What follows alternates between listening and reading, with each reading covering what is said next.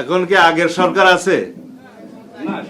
এখন এখন জনগণের সরকার এবং একটি সুষ্ঠু নিরপেক্ষ গ্রহণযোগ্য বিশ্ব স্বীকৃত নির্বাচনের মধ্য দিয়ে গণতান্ত্রিক রাজনৈতিক সরকার প্রতিষ্ঠিত হয়েছে।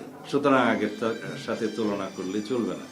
দ্বিতীয়ত, আমি প্রথম দিনেই মন্ত্রণালয়ে যোগদান করার পরে আপনাদের নিশ্চয়ই মনে আছে বলেছি যে চেইন অফ কমান্ড থাকতে হবে, স্টাবলিশ করতে হবে।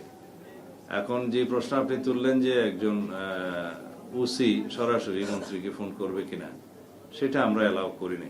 তবে মন্ত্রী যদি প্রয়োজন মনে করে যে কোনো লেভেলে যোগাযোগ করার, সেটা করবে, কিন্তু চেইন অফ কমান্ড ব্রেক করে যেন নিম্নপদস্থ কর্মকর্তারা তার উপরস্থ কর্মকর্তাদের ডিঙ্গিয়ে সরাসরি তার উপরস্থ কর্মকর্তাকে যোগাযোগ না করে, এটা বলা হয় চেইন অফ কমান্ড যেন ব্রেক না করে, সেই সিস্টেমটা আমরা চালু করেছি। ইতিমধ্যে সেটা প্রতিষ্ঠিত হয়েছে।